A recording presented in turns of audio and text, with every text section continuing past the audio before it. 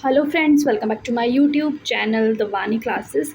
HP TET preparation series में आज मैं आपके लिए लेकर आई हूँ नेक्स्ट चैप्टर्स जो हैं चैप्टर 14 रेस्पिरेशन इन प्लांट्स। साथ में जो चैप्टर 15 है वो भी मैं आपके साथ डिस्कस करूँगी, जो है प्लांट ग्रोथ एंड डेवलपमेंट, जहाँ पर सारे प्लांट हॉर्मोन्स जो हैं उनके जो क्वेश्चंस हैं वो हम पढ़ेंगे जो आपसे पूछे जाते हैं। ठीक है, तो इस वीडियो में 2 चैप्टर्स आपके कंप्लीट होने वाले हैं। चैप्टर 14 और चैप्टर 15 हमारी बायोलॉजी का प्रीवियस 13 चैप्टर्स हम डिस्कस कर चुके हैं बिल्कुल अच्छी तरह से। सारे क्वेश्चंस भी मैं आपसे शेयर कर चुकी हूँ। अगर आपने वो वीडियोस नहीं देखी हैं तो लिंक आपको डिस्क्रिप्शन बॉक्स में मिल जाएगा, या फिर आप प्लेलिस्ट भी सर्च कर सकते हैं NCERT बायोलॉजी 10+1 बाय वानी क्लासेस। ठीक है, वहाँ से आपको सारी वीडियोज़ देखने को मिलेंगी।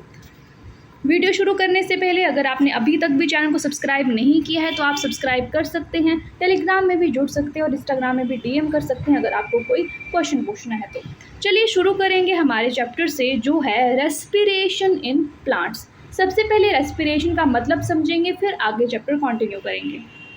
सबसे पहले बात कर लेते हैं रेस्पिरेशन की ही।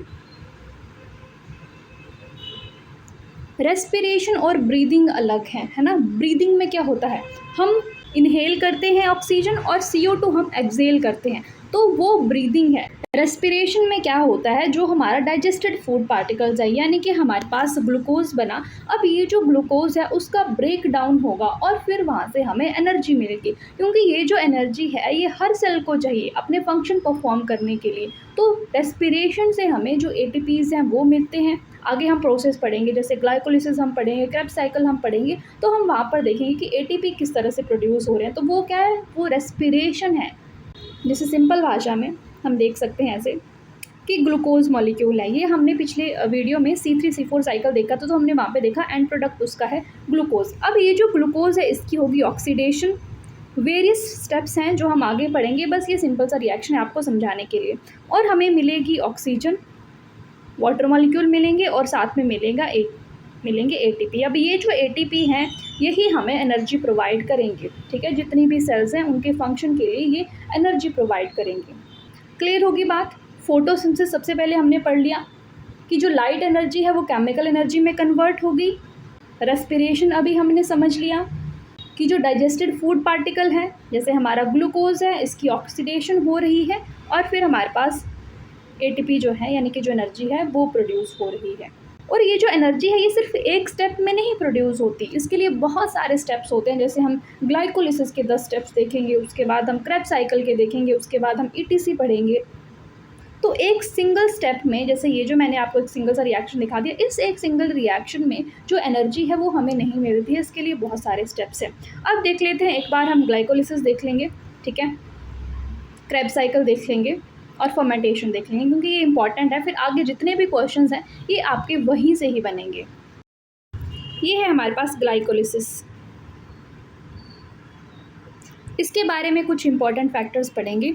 ग्लाइको मतलब ग्लूकोज, लिसिस मतलब स्प्लिटिंग, यानी कि जो हमारा ग्लूकोज है इसका ब्रेक डाउन होता है ग्लाइकोलिसिस के प्रोसेस में, और हमें एंड में क्या मिलता है, एंड में हमें मिलता है पाइरूवेट।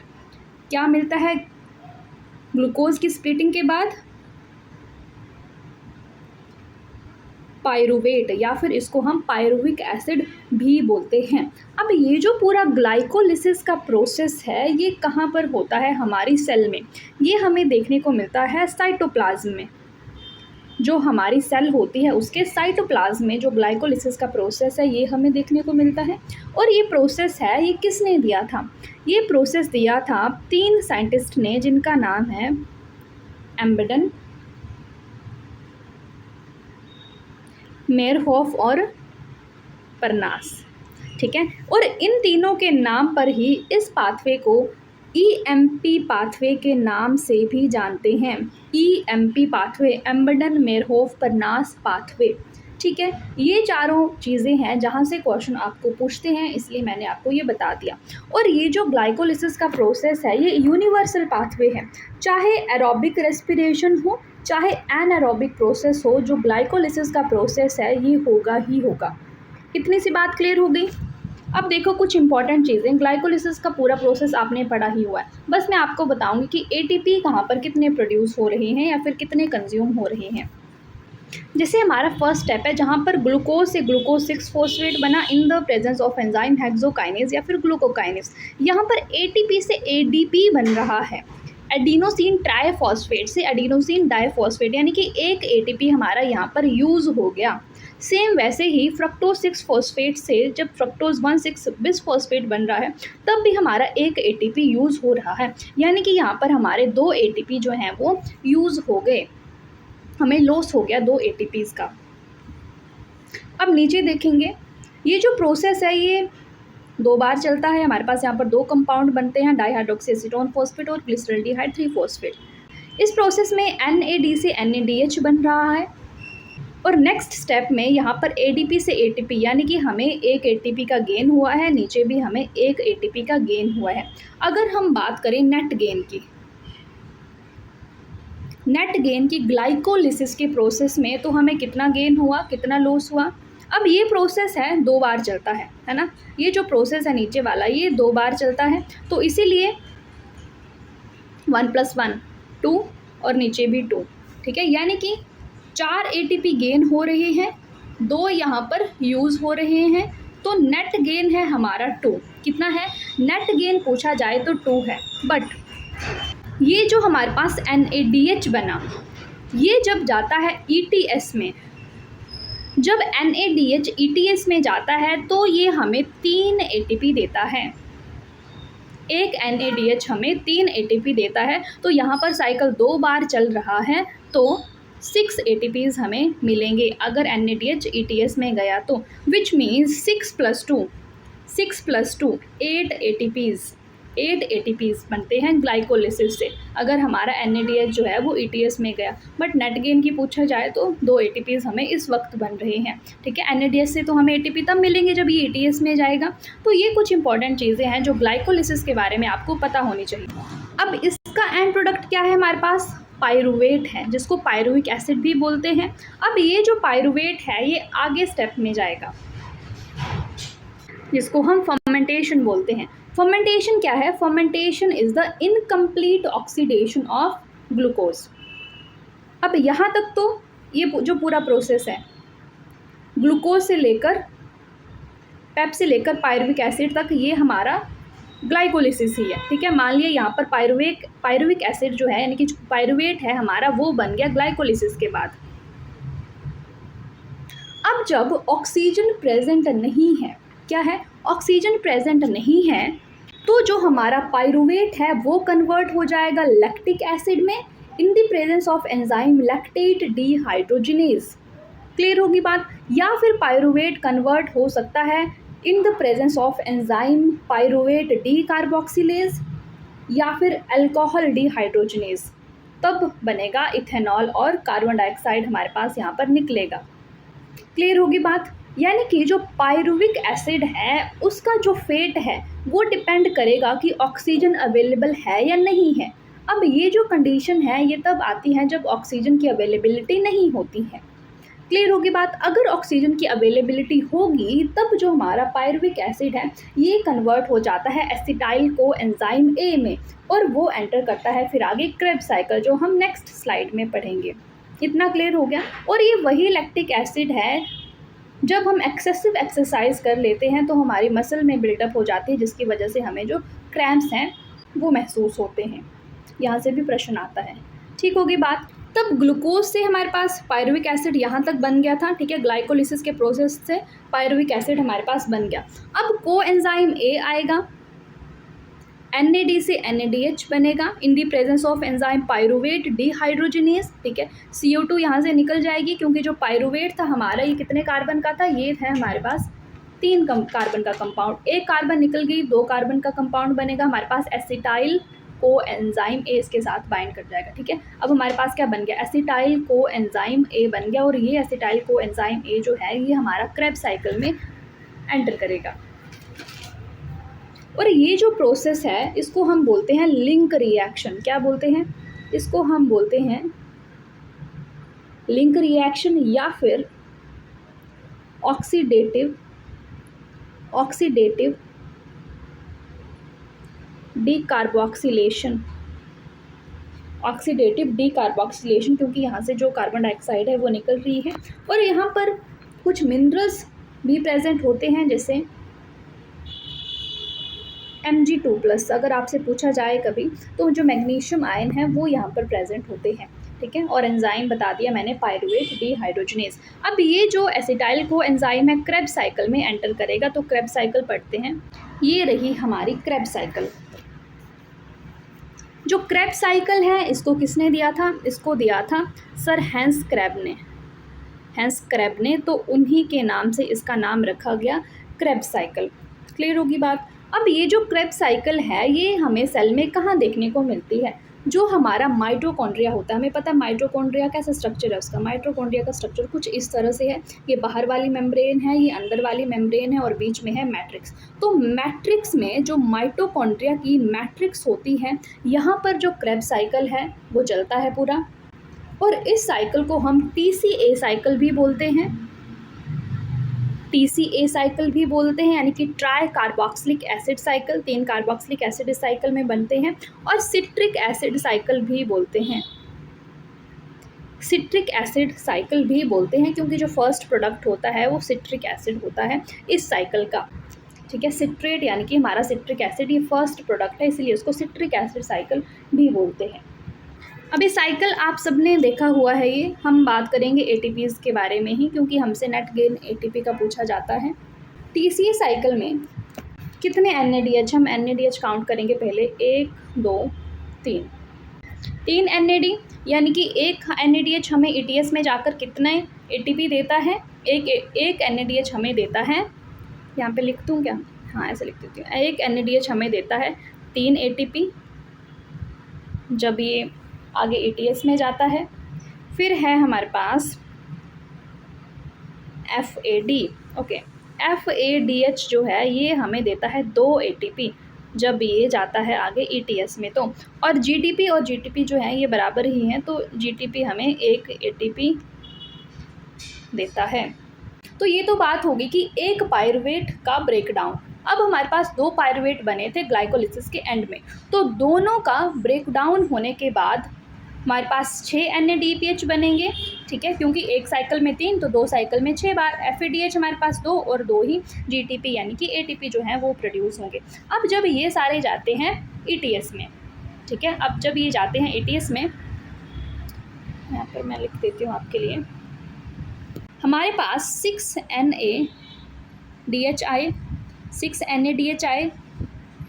ETS में गए, 6 3 ज़ा 18, कितने ATPs? 18 ATPs। मैं क्रेब्स साइकिल की बात कर रही हूँ, ठीक है। 2 FADH2 ETS में गए, 4 ATPs, 2 GTP, 2 ATPs, ठीक है। तो ये सारी बात है क्रेब्स साइकिल की। टोटल कितने हुए? 24 ATP। कितने? 24 ATPs, ठीक होगी बात।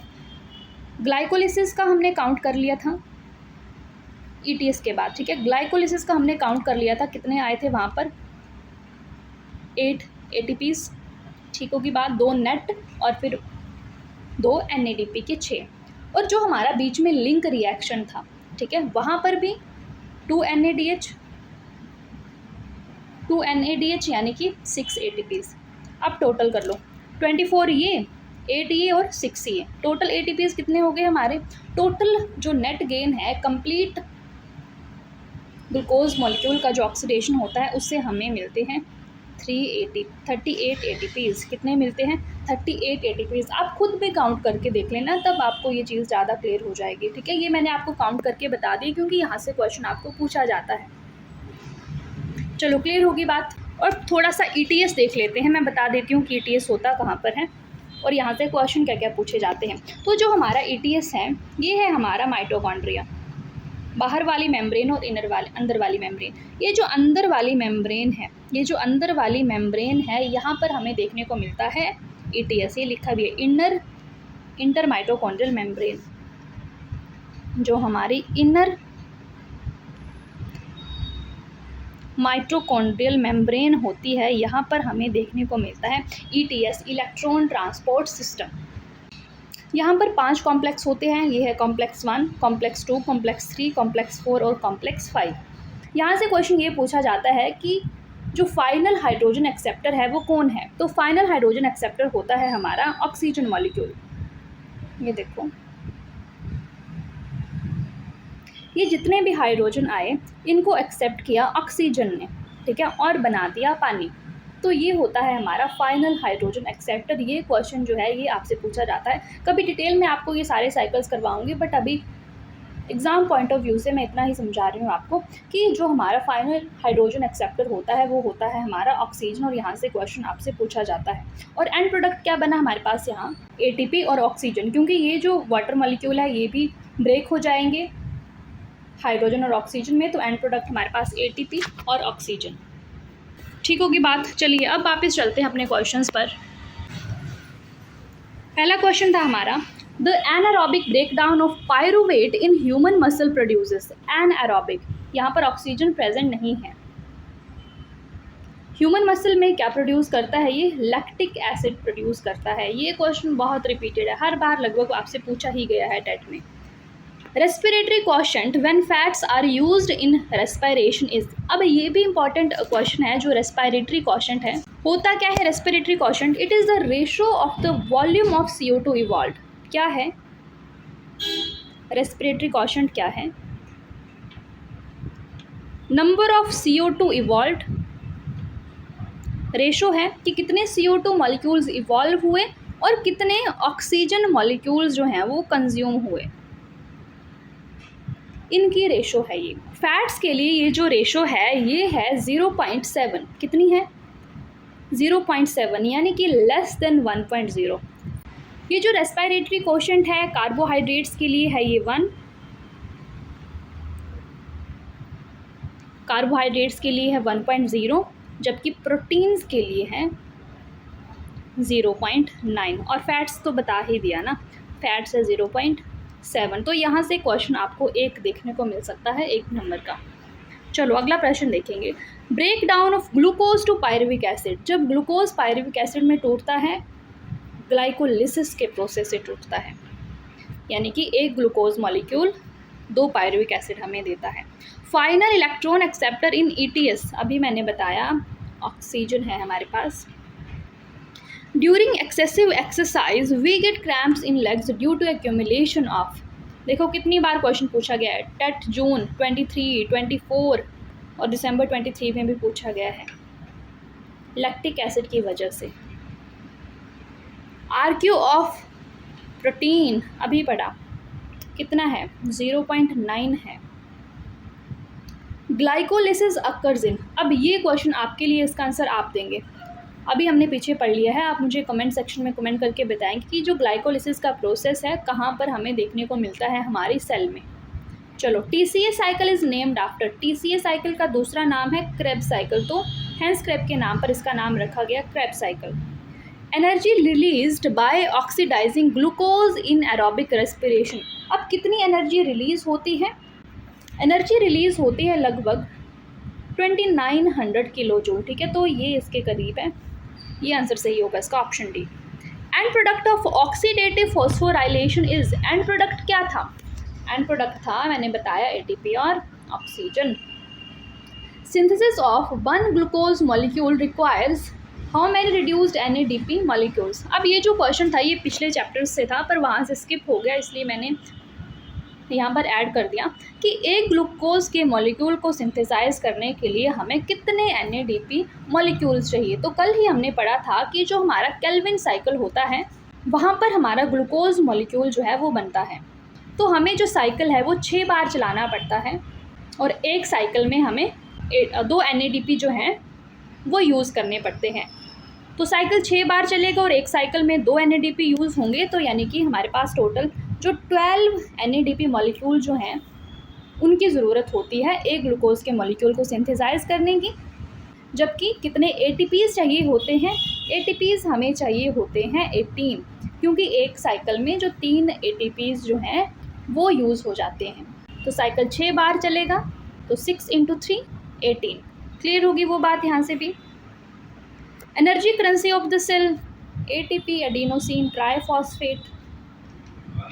ATP was discovered by, ATP की डिस्कवरी किसने की थी? तो एटीपी की डिस्कवरी की थी कार्ल लोहमैन ने। किसने? कार्ल लोहमैन ने, in the year 1929। And product of glycolysis, glycolysis के एंड में क्या मिलता है हमें? Pyruvic acid, 2 molecule pyruvic acid के, 3 कार्बन के होते हैं। Process of conversion of glucose into alcohol, glucose से अल्कोहल बनता है फर्मेंटेशन के प्रोसेस से। ग्लाइकोलिसिस को हम दूसरे किस नाम से जानते हैं? ग्लाइकोलिसिस को हम जानते हैं EMP pathway, Embden Meyerhof Parnas pathway के नाम से। प्रोसेस ऑफ सेल रेस्पिरेशन, जो सेल रेस्पिरेशन होती है, जो प्रोसेस होता है माइटोकॉन्ड्रिया में हमें देखने को मिलता है। जो हमारा ETS है ये भी माइटोकॉन्ड्रिया में होता है, क्रेब्स साइकिल भी माइटोकॉन्ड्रिया में होता है। ठीक है जी, यहाँ पर हो गया हमारा रेस्पिरेशन इन प्लांट्स। अगला चैप्टर देखेंगे प्लांट ग्रोथ एंड डेवलपमेंट। यहाँ से क्वेश्चन आपको पूछा जाता है हार्मोन्स से ही। अब सबसे पहले सभी प्लांट ग्रोथ हार्मोन्स जो हैं उनके बारे में बात कर लेते हैं। पहला हमारा हार्मोन है ऑक्सिन। क्या है? ऑक्सिन। इसको डिस्कवर किया था FW वेंट ने ओट सीडलिंग्स में। कुछ ऑक्सिन्स के एग्जांपल्स भी हैं, जैसे इंडोल एसिटिक एसिड, इसकी फुल फॉर्म पूछ ली जा सकती है। तो indole acetic acid, INDOLE, indole acetic acid, और इंडोल ब्यूटायरिक एसिड। ठीक है, ये ऑक्सिन्स हैं, इनको प्लांट से आइसोलेट किया जाता है। और एक है naphthalene acetic acid, naphthalene acetic acid और 2,4-D, ये सिंथेटिक ऑक्सिन्स हैं। क्या है? ये सिंथेटिक ऑक्सिन्स हैं। इनका यूज़ किया जाता है एग्रीकल्चर में और फिर हॉर्टिकल्चर में भी। अब ऑक्सिन्स का काम क्या है? इनका काम है कि रूटिंग को बढ़ाना, जो हमारी स्टेम कटिंग्स हैं उनमें रूटिंग को प्रमोट करना, पाइनएप्पल्स जैसे फ्रूट में फ्लावरिंग को प्रमोट करना, जो अर्ली लीफ ड्रॉप होती है, यानी कि जो अर्ली स्टेजेस होते हैं उनमें लीफ ड्रॉप और फ्रूट ड्रॉप को प्रिवेंट करना, यानी कि प्री मैच्योर जो है वो कोई भी फ्रूट जो है हमारा वो नहीं गिर जाए।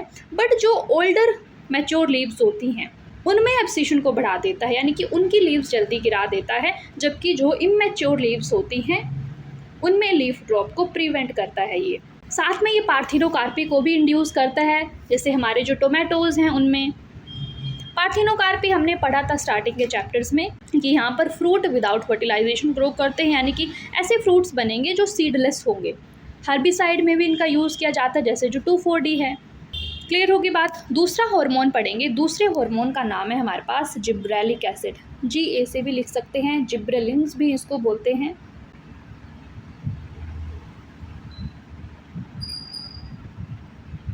जिब्रेलिन्स भी हम इसको बोलते हैं। अब ये जो जिब्रेलिन है इसको डिस्कवर किया था एक साइंटिस्ट ने, कुर्सोवा जिनका नाम था।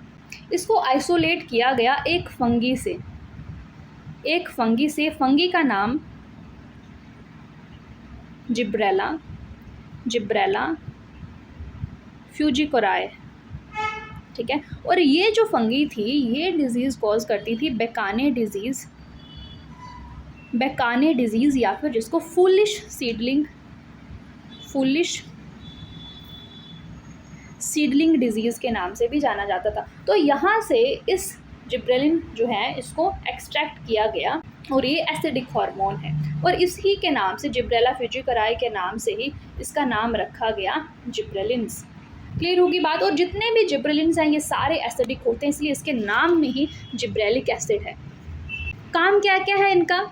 जो हमारी एक्सिस होती है, जो हमारी स्टेम एक्सिस होती है उसको इलोंगेट करते हैं ये। जो हमारे फ्रूट हैं जैसे एप्पल है उसको इलोंगेट करेगा, उसकी जो शेप है उसको इम्प्रूव करेगा, सेनेसेंस को डिले करेगा, और ताकि जो हमारा फ्रूट है ये लंबे समय तक पेड़ पर रहे। ठीक है जी। और जो हमारी शुगर केन होती हैं उनमें शुगर और कार्बोहाइड्रेट को भी स्टोर करके रखता है जो जिब्रेलिन है। हम क्या करते हैं, हम शुगर केन की क्रॉप में जो जिब्रेलिन है उसको स्प्रे कर देते हैं ताकि उसकी जो लेंथ है स्टेम की वो बढ़े। लेंथ स्टेम की बढ़ेगी तो प्रोडक्शन ज़्यादा होगी। ठीक है जी। और ये जो जिब्रेलिक एसिड है ये बोल्टिंग को प्रमोट करता है। बोल्टिंग का क्या मतलब? बोल्टिंग मतलब इंटरनोड इलोंगेशन, जो इंटरनोड्स होती हैं उनको लंबा करने में मदद करता है जिब्रेलिन्स। तीसरा हार्मोन आता है हमारे पास साइटोकाइनिन। साइटो मतलब सेल, काइनिन मतलब डिवीजन, यानी कि ये सेल डिवीजन में हेल्प करता है। किस में हेल्प करता है? सेल डिवीजन में हेल्प करता है। जो हमारा ऑक्सिन था वो रूटिंग को प्रमोट करता है, जबकि जो साइटोकाइनिन है ये शूटिंग को प्रमोट करता है, यानी कि जो शूट है उसकी ग्रोथ में हेल्प करता है साइटोकाइनिन हार्मोन। नए लीव्स आने में मदद करेगा, क्लोरोप्लास्ट जो है लीव में उनको बढ़ाएगा, साथ में एपिकल डोमिनेंस को भी ओवरकम करता है साइटोकाइनिन हमारा, और सेनेसेंस को भी डिले करता है। ठीक होगी बात। अगला हार्मोन देखते हैं। अगला हार्मोन है हमारे पास इथाइलिन। इथाइलिन जो है वो एक गैसियस हार्मोन है। किस में मदद करता है ये? फ्रूट राइपनिंग में। क्वेश्चन पूछा जाता है कि फ्रूट राइपनिंग में कौन सा हार्मोन जो है वो हेल्प करता है, तो ये होता है हमारा इथाइलिन। जैसे मार्केट में बहुत सारे फ्रूट्स हैं, कच्चे लाए जाते हैं, उनमें थोड़ा सा आप इथाइलिन स्प्रे करो तो वो पक जाएंगे बहुत जल्दी। फ्रूट्स को जर्मिनेट करने में मदद करता है, सेनेसेंस को लेट करता है। साथ में ये जो हार्मोन है ये पीटिओल इलोंगेशन, क्वेश्चन पूछा गया था आपको, जो हमारे डीप वाटर राइस प्लांट्स होते हैं उनमें पीटिओल इलोंगेशन में हेल्प करता है जो इथाइलिन हार्मोन है वो। क्लियर होगी बात। तो ये मेन काम है जहाँ से क्वेश्चन पूछा जाता है। फिर आता है हमारा एब्सिसिक एसिड। एब्सिसिक एसिड को हम स्ट्रेस हार्मोन भी बोलते हैं, और इसका वजह क्या है स्ट्रेस हार्मोन बोलने की? क्योंकि जो एब्सिसिक एसिड है ये स्टोमेटा को क्लोज करने में हेल्प करता है, स्टोमेटा को क्लोज करने में हेल्प करता है, जिससे प्लांट जो है बहुत सारे जो स्ट्रेस होते हैं उनको टॉलरेट कर पाए। इस वजह से इसको हम स्ट्रेस हार्मोन भी बोलते हैं एब्सिसिक एसिड को। ठीक है, यानी कि ये स्टोमेटा की मूवमेंट को रेगुलेट करता है हमारा abscisic acid hormone. Abscisic acid और क्या काम करता है? लीफ विल्टिंग में, पत्तियां मुरझा जाती हैं। और ये जो हार्मोन है ये बिल्कुल एंटागोनिस्ट है किसके? जिब्रेलिक एसिड के, यानी कि जिब्रेलिक एसिड के ये बिल्कुल ऑपोजिट है, और इसको हम इनहिबिटरी प्लांट ग्रोथ हार्मोन भी बोलते हैं। ठीक होगी बात हार्मोन्स के बारे में। चलो क्वेश्चन पे चलेंगे अब सीधा। विल्टिंग ऑफ लीफ, अभी तो पढ़ा, विल्टिंग एब्सिसिक एसिड की वजह से होती है। अगला question, which hormone promote petiole elongation? Petiole elongation देखो दिसंबर में पूछा गया था। Petiole elongation ethylene. Gaseous plant hormone कौन सा है? गैसेस प्लांट हार्मोन है हमारा इथाइलिन, जो फ्रूट राइपनिंग में हमारी मदद करता है। Fruit and leaf drop at early stage can be prevented by the auxin से हम रोक सकते हैं जो फ्रूट और लीफ है उनको अर्ली स्टेज में गिरने से। सीड डोरमेंसी, सीड डोरमेंसी कौन सा हार्मोन है जो इंड्यूस करता है? Abscisic acid. सीड डोरमेंसी होती क्या है? यानी कि ऐसी कंडीशन जिस कंडीशन में जो सीड्स हैं वो जर्मिनेट नहीं हो रही हैं। अब सीड जर्मिनेट नहीं हो रहे हैं, इसके बहुत सारे रीजंस हो सकते हैं, जैसे प्रॉपर एनवायरनमेंट उनको नहीं मिल रहा है, या फिर जो सीड है उसका कोट जो है बाहर वाला वो हार्ड है, या फिर कुछ इनहिबिटर्स प्रेजेंट हैं, जैसे एब्सिसिक एसिड जो एक इनहिबिटर है जो सीड डोरमेंसी को इंड्यूस करता है। ठीक होगी बात। Ripening of fruit, ripening fruit किस हार्मोन से होती है? इथाइलिन से। ठीक है, गैसियस हार्मोन इथाइलिन। कौन सा प्लांट हार्मोन है? साइटोकाइनिन। 5 प्लांट ग्रोथ हार्मोन्स हमने पढ़े, उनमें से साइटोकाइनिन यहाँ पर दिया गया है।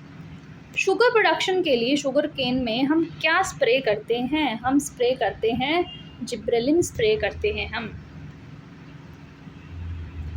कौन सा हार्मोन स्टोमेटा मूवमेंट से एसोसिएटेड है? अभी तो पढ़ा। कौन सा हार्मोन है हमारे पास? है एब्सिसिक एसिड जो स्टोमेटा को क्लोज करता है, इसलिए इसको हम स्ट्रेस हार्मोन भी बोलते हैं। सिंथेटिक ऑक्सिन, सिंथेटिक ऑक्सिन कौन सा है? सिंथेटिक ऑक्सिन है यहाँ पर हमारे पास नेफ्थलीन एसिटिक एसिड। जो इंडोल एसिटिक एसिड है ये सिंथेटिक नहीं है, इसको हम प्लांट से ऑब्टेन करते हैं, जबकि NaA जो है ये सिंथेटिक ऑक्सिन है। PGR use to induce parthenocarpy. Parthenocarpy हमारा करता है ऑक्सिन, ठीक है, ताकि जो टोमेटो हैं हमारे ये सीडलेस आए। स्ट्रेस हार्मोन किसको हम बोलते हैं? स्ट्रेस हार्मोन हम बोलते हैं एब्सिसिक एसिड को। Induction of flowering by low temperature. अब ये भी एक प्रोसेस होता है, किसी पेपर में पूछा गया था कि हमें फ्लावरिंग करवानी है तो उसके लिए हमें लो टेम्परेचर चाहिए। जैसे कुछ हमारी क्रॉप्स होती हैं, फॉर एग्जांपल एप्पल है, तो उसके फ्लावर तब आते हैं जब इन्वायरमेंटल कंडीशन जो हैं वो फेवरेबल हो, यानी कि टेम्परेचर कम हो, तो उस कंडीशन को हम बोलते हैं वर्नलाइजेशन, जब फ्लावरिंग जो है वो लो टेम्परेचर पर हमें देखने को मिलती है। बोल्टिंग। बोल्टिंग किस हार्मोन से होती है? जिब्रेलिक एसिड से, ठीक है। बोल्टिंग मतलब internode elongation. Gibberellin was first discovered by, किससे डिस्कवर किया था? फंगी से। फंगी का नाम जिब्रेला फ्यूजिकोराई, ठीक है जी, जो कौन सी डिजीज़ कोज करती थी? बेकानेट डिजीज़, या फिर उसको फूलिश सीडलिंग डिजीज़ भी बोलते हैं, ठीक है जी। तो दोनों चैप्टर्स हमारे कंप्लीट हो गए। फिर भी कोई क्वेश्चन है तो आप पूछ सकते हैं। वीडियो थोड़ी सी भी इन्फॉर्मेटिव लगी हो तो प्लीज़ लाइक कर सकते हैं आप, क्योंकि आप जितने लाइक्स करेंगे मोटिवेशन मिलती है नेक्स्ट वीडियो उतनी जल्दी लाने की। और सब्सक्राइब नहीं किया तो प्लीज़ सब्सक्राइब भी कर देना, और आप टेलीग्राम में भी जुड़ सकते हैं हमारे पास, ठीक है जी। Thank you so much for watching, bye bye, take care.